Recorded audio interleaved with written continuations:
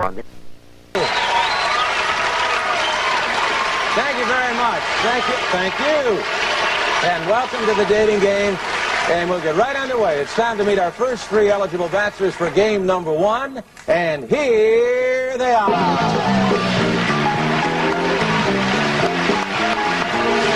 Good luck, gentlemen. Well, let's see. Bachelor number one is a successful photographer who got his start. And I'm getting angry. I just go out of the door, close the door, and make funny faces at the door. When his father found him in the dark room at the age of 13, fully developed. Between takes, he might find him skydiving or motorcycling. Please welcome Rodney Alcala. Rod, welcome. And it's time to meet our young lady for game number one, and here she is. Here is a young lookum, if you will. On this big, or if it's a male, you might have lines like that from the baldness. O.J. Simpson is with us. You know, NBC Sports hates us now. They're mad at us. Yeah, I don't want to be a part of that. Do what you can to clean it up for us. You ever had any trouble speeding tickets, that kind of thing, O.J.? I don't know if I should say this. I got stopped not recently, about a year ago. It was late. Do it. Oh, you don't want to hear this. Yeah, no. Yeah, I got it up pretty fast. I got it up to about 170 miles an hour.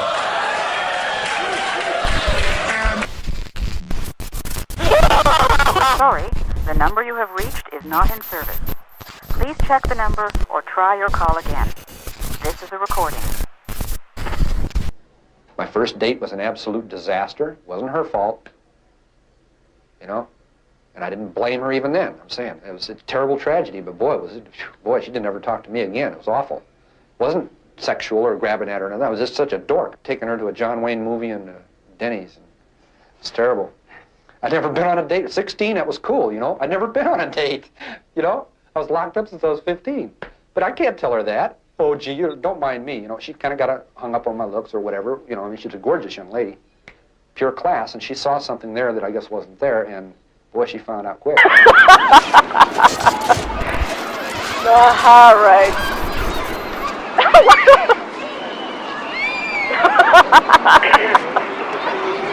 Jeffrey! Exactly.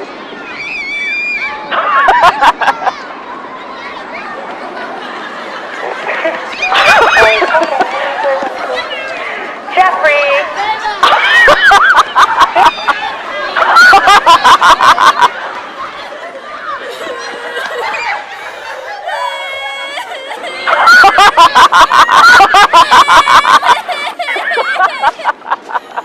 Inside the mind of a serial killer. It's a process. It doesn't happen overnight.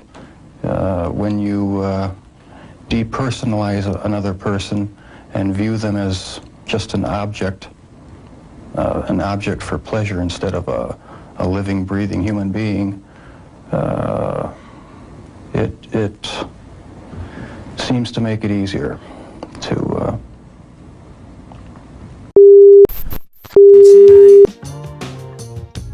Down by the Donut Prince, a 15-year-old boy lies on the sidewalk with a bullet in his forehead.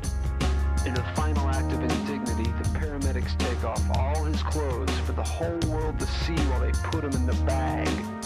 Meanwhile, an old couple argues inside the Queen Bee, the sick fluorescent light shimmering on their skin. Okay. We're going to do that. Just throw the gun out the window. We're not going to bother you. We're going to let you go up there. Just throw it out the window. Please, you're scaring everybody. OJ, you there?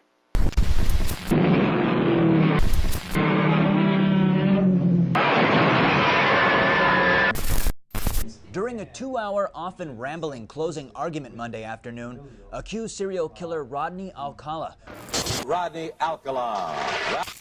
who is defending himself in the death penalty trial, sat at the counsel table and spoke in a dull monotone. Alcala spent some of his argument attacking the credibility of Marianne Connolly, 12-year-old Robin Samso's mother.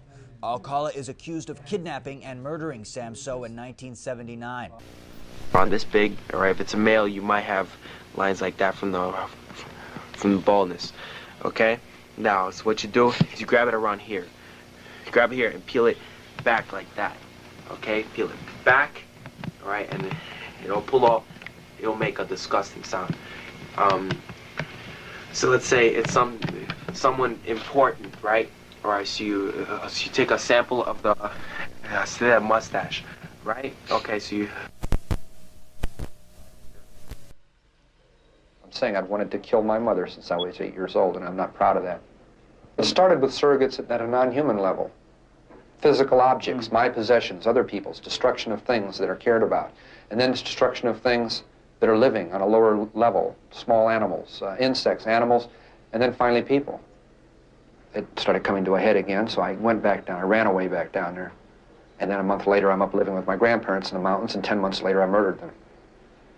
It made it worse to be on top of a mountain. I was literally on top of a mountain when it happened. And I sensed everybody in the world just stopping what they were doing, turning around, saw what I did, and are coming to get me. And I knew I was paranoid at that moment. I knew anybody that came up there and gave me a funny look or a fishy eye or quizzical look, I'd have blown their brains out thinking they were coming to get me.